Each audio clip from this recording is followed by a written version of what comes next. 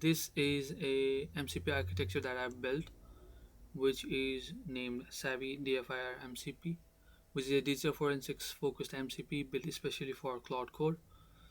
Claude Code gives us the runtime and the model, the MCP plumbing, which combined with our framework, which actually utilizes all the forensic side, the tools, the guardrails, and the correlation engine and the reporting.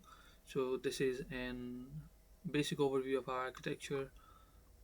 And if you want to understand about the architecture in more depth, you can just see this figure, which is an comprehensive overview.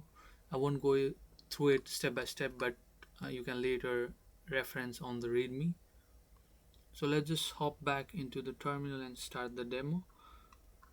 So to start the run, you first need to understand about the case manifest.json.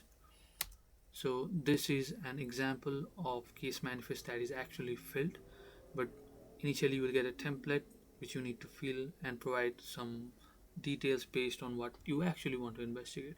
From my experience, I found out that based on the depth and quality of this manifest, your results are significantly either better or worst. But I would always suggest investigator to fill this manifest very properly.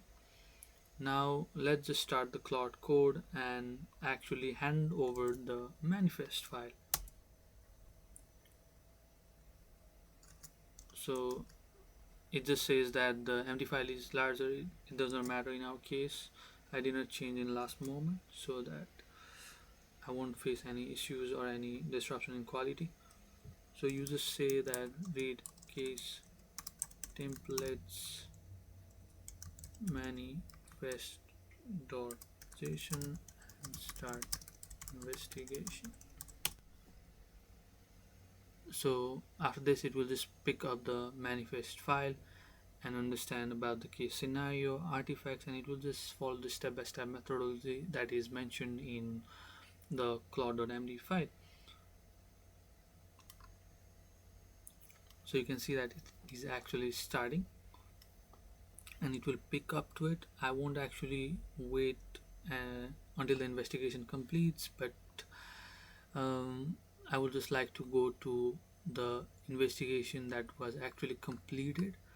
So after it completes, you will see something like this. You can see it took quite a bit of time, 1 hour and 40 minutes, but it was through scratch. No any artifacts were extracted. It was not triage artifacts. It was through ground zero, and the investigation completed.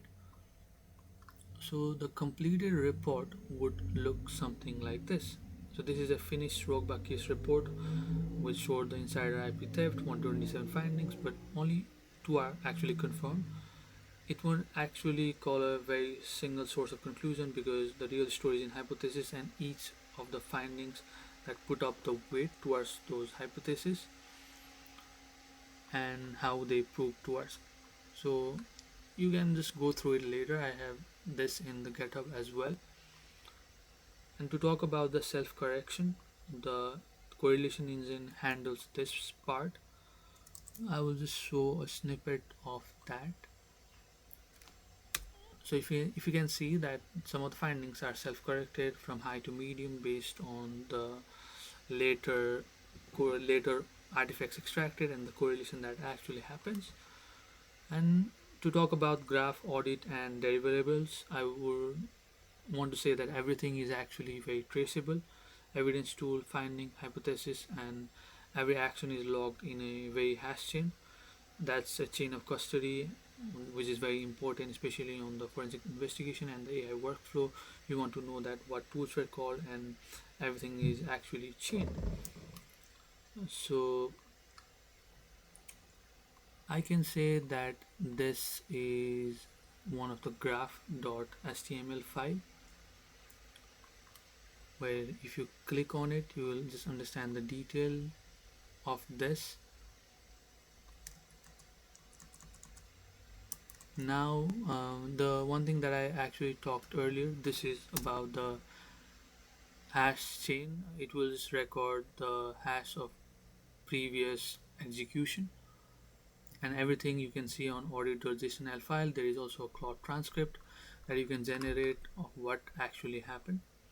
So this is it about what I actually built. The strength is definitely the forensic first architecture, the guardrails, and it stays honest on what I actually built, and the evidence that you can prove. It won't just say that, hey, this is the confirmed findings. For every findings to be confirmed, it needs to carry some weights and prove towards the hypothesis. And to talk about the limitation, most findings, if you saw earlier, the most findings are something that human has to still follow up to lead it towards confirm, but it will be a great starting point and it will save a lot of time. After this, I would like to work on more of a triage side where you can connect to an endpoint, gather some artifacts, and analyze it. But yeah, this is all about the architecture that I built, and you can check it out on GitHub. Thank you.